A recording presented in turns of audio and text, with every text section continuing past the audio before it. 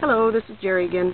I just thought I'd show you how I transplant my seedlings from the ones that I started in my AeroGrow seed starting tray, and I thought I'd show you transplanting some of them into my self-watering containers, both store-bought ones and ones that I've made.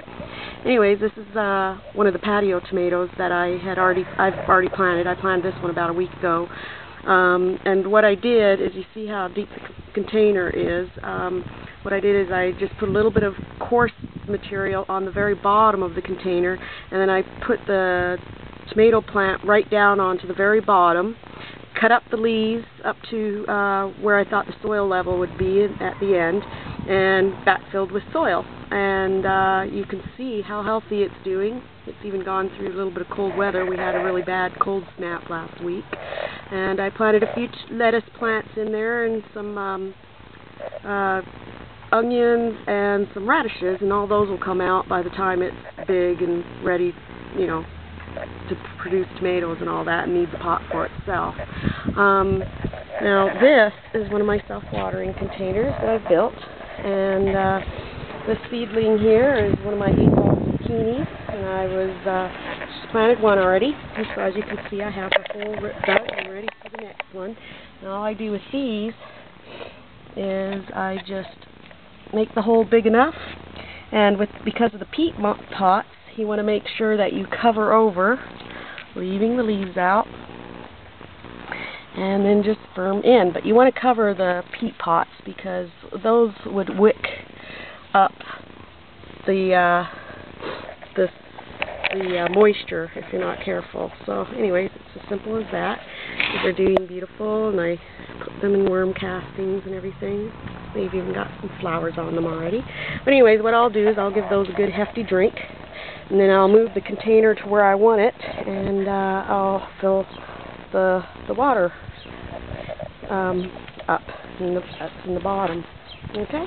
And so now over here is a store-bought self-watering container, and as you can see, I've got a couple of my tomato seedling laying down there. Now, because of the cold snap, I didn't want to put them out, and they got a little leggy. So all I did, as you can see here, is I've laid them down. They were in peat pots, so I just laid the whole peat pot down, and as you can see here, I've trimmed off the leaves up to a point where I want to eventually bend these up once I backfill with soil, so that I'll have a nice healthy plant, and all that stem down there, all this stem here, and all this stem here will produce roots, and I'll have a couple of really nice sturdy plants. So I'll just continue backfilling with the soil, firming it down as I go. And now with the store-bought one, we have these nifty ways of watering, and what it will do is it's got a little measure in there, and as you fill the water up, that'll pop up. These are a couple of tomato seedlings that I grew in my aero garden, and then I put them in these peat pots and filled it with a mixture of worm castings and potting soil. And they've gotten quite healthy. You can see by the leaves on these how big they are. And it looks like this one already has flower buds. And this is an heirloom tomato. And this one is I believe this one was a sweet tangerine. I've got the tags here. I had a look.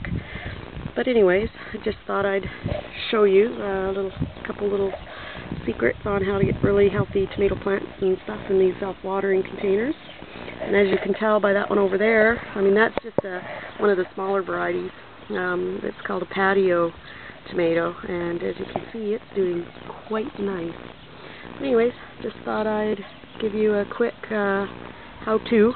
Alright, so I'm going to go ahead and continue backfilling on these and get them in, because as you can tell, it's really sunny out here, and I want them to get in and watered so that they start producing some flowers, and I can get some good yummy tomatoes this summer. Anyways, I hope this inspires you to think about growing some veggies on your patio this summer. Thanks for watching.